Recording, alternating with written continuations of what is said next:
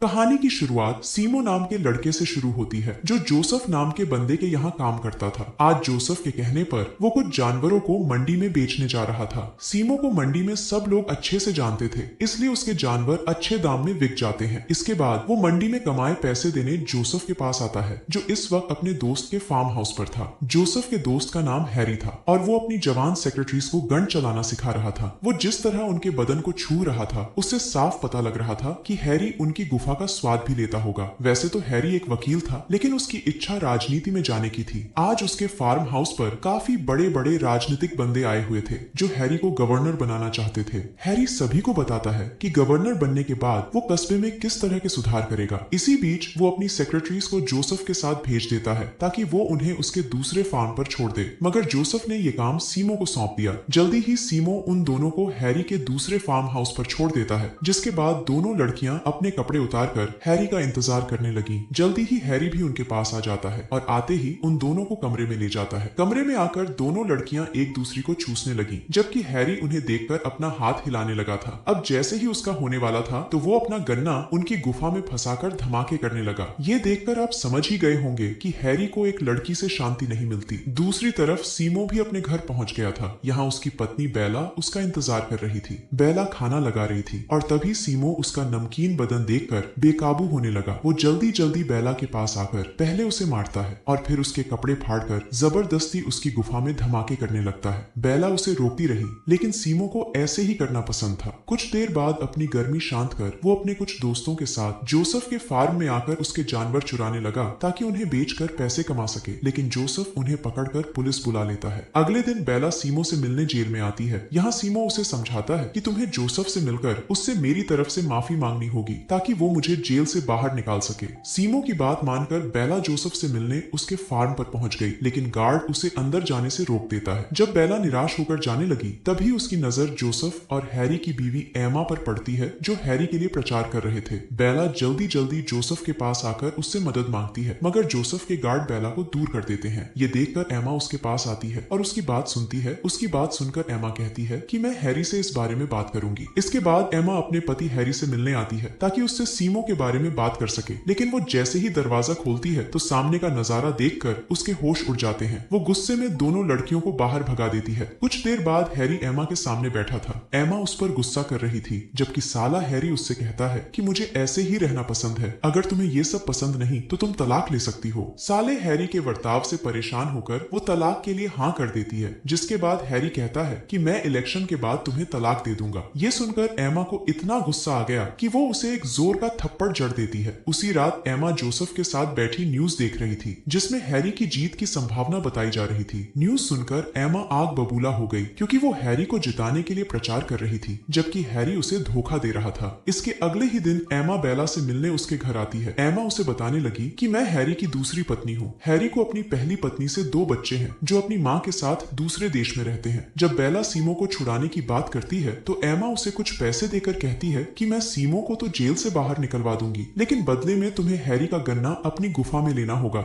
ये सुनकर बेला गुस्से में आकर उसे घर से जाने को कह देती है। असल में एमा जान गई थी कि उसके पति को क्या चाहिए, इसलिए वो अपनी पसंद की लड़की लेकर हैरी के करीब जाना चाहती थी ताकि वो खुद उसकी गर्मी शांत कर सके और अपना रिश्ता भी सुधार सके। एमा का प्रस्ताव ठुकराकर जब बेला सीमो से मिलने आई तो उसे पता चला कि सीमो को दूसरी जेल में डाल दिया गया है। यहाँ उससे कोई नहीं मिल सकता था। बेला समझ गई थी कि ये सब कुछ एमा का किया हुआ है, इसलिए वो जल्दी जल्दी एमा से मिलने पहुंच गई। बेला को ना चाहते हुए भी एमा की बात माननी ही पड़ी, लेकिन वो इस काम के लिए सीमो की रिहाई के साथ साथ 10 मिलियन की मांग करती है। इसके बाद एमा उसे अपने घर ले आती है और उसे अपने स्टाइलिस्ट से मिलवाती है ताकि उसे अच्छे से तैयार कर अपने पति के सामने पेश कर सके। इसी बीच हैरी की सेक्रेटरी एमा को फोन कर उसे एक रेस्टोरेंट में मिलने बुलाती है। उसे हैरी ने यहाँ भेजा था ताकि वो एमा से तलाक के पेपर्स पर साइन करवा सके, लेकिन एमा साइन करने से मना कर देती है और साथ ही उसे काफी बुरा भला भी कहती है। दूसरी तरफ हैरी एक मीटिंग में था जिसमें वो बता रहा था कि जीतने के बाद वो क्या क्या करेगा। तभी उसे एमा का फोन आता है। एमा उसे घर आने को कह रही थी, जिसके बाद वो एमा से मिलने आ जाता है। घर में आते ही उसकी नजर खूबसूरत बेला पर पड़ती है। उसके पूछने पर एमा कहती है कि ये मेरी सहेली माया है। माया का खूबसूरत बदन देखकर हैरी का गन्ना हरकत में आ जाता है, जिसके बाद वो तीनों हैरी के फार्म हाउस पर आकर एक दूसरे का पानी निकालने लगते हैं। एमा का ये रूप देखकर हैरी बेहद खुश था। वो पूरी रात दोनों लड़कियों की गुफा में कई बार सुनामी लाता है, जिससे एमा भी खुश हो गई। अगली सुबह जब बेला नीचे आती है तो देखती है कि उसकी मदद से हैरी और एमा नजदीक आ गए थे। तीनों मिलकर नाश्ता करते हैं और फिर हैरी दफ्तर चला जाता है। इसके बाद जब एमा बेला को लेकर घर जाने लगी तो गार्ड बेला को रोक लेता है, क्योंकि हैरी ने उसे ऐसा करने को कहा था। एमा गार्ड को समझाने की कोशिश करती है, लेकिन कोई फायदा नहीं होता, जिसके बाद एमा चली जाती है और बेला फार्म हाउस पर रुक जाती है। देर रात को जब हैरी वापस आता है तो वो बेला को बताता है कि मुझे तुम्हारे साथ बहुत मजा आया था और मैं तुम्हारे बारे में जानना चाहता था, इसलिए मैंने तुम्हें जाने से रोक लिया। ये सुनकर बेला उसे सब सच सच बता देती है कि मुझे एमा यहाँ लेकर आई है, जिसके बदले में वो मेरे पति सीमो को भी जेल से बाहर निकालेगी और साथ ही मुझे काफी पैसे भी देगी। बेला की ईमानदारी से खुश होकर वो उसे अपने लिए काम करने को कहता है। हैरी भी उसे पैसे देने की बात करता है और साथ ही वो उसके पति को कल ही रिहा करवाने का वादा करता है, इसलिए बेला उसकी बात मान जाती है। हैरी के कहने पर अगले ही दिन सीमो को जेल से रिहा कर दिया गया, लेकिन जब वो घर आता है तो उसे बेला कहीं नजर नहीं आती। वो अपनी पड़ोसन से बेला के बारे में पूछता है तो वो बताती है कि बेला कई दिनों से घर नहीं आई। दूसरी तरफ हैरी ने अपनी सेक्रेटरी को निकालकर उसकी जगह बेला को दे दी थी। इसके बाद वो अपनी पत्नी और दोस्तों के साथ प्रचार करने निकल पड़ता है। वो सबको बताता है कि मैं एक टैक्स फ्री एयरपोर्ट बनाना चाहता हूँ और आज मैं उसके मैनेजर का नाम बताने वाला हूँ। इसी बीच सीमो भी बेला से मिलने वहां पहुंच गया था। गार्ड उसे रोकने की कोशिश करते हैं, जबकि सीमो उनसे लड़ने लगा था। जोसेफ को लग रहा था कि हैरी उसे मैनेजर बनाएगा, क्योंकि एमा के साथ साथ जोसेफ भी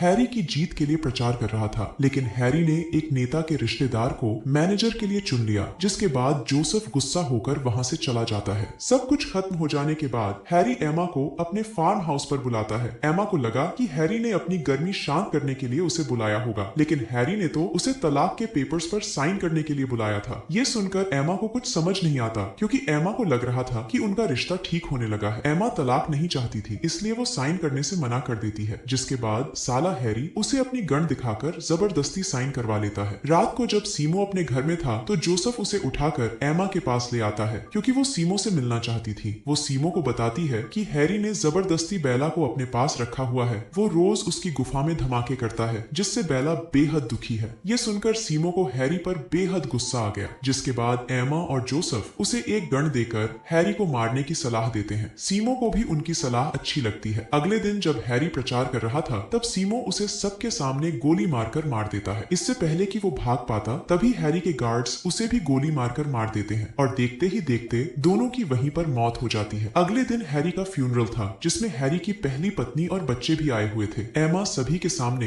हैरी की खूब तारीफ करती है, ताकि किसी को उस पर शक न हो, क्योंकि उसी ने जोसेफ के साथ मिलकर सीमो के कान भरे थे ताकि वो हैरी को मार डाले। अब हैरी की मौत के बाद वो ही गवर्नर बनने वाली थी। दूसरी तरफ सीमो की मौत से बेला भी काफी दुखी थी। इसी बीच एमा उसके पास आकर उसे कुछ पैसे और टिकट देकर कहीं घूम कर आने को कहती है। दोनों जानती थी कि पुलिस की जांच में बेला के फंसने के चांस काफी ज्यादा है, इसलिए बेला भी उसकी बात मान जाती है। कहानी के आखिर में एमा गवर्नर बन गई थी और गवर्नर बनते ही उसने जोसेफ को एयरपोर्ट का मैनेजर बना दिया, जबकि बेला एमा की सेक्रेटरी बन गई थी। इसी के साथ इस कहानी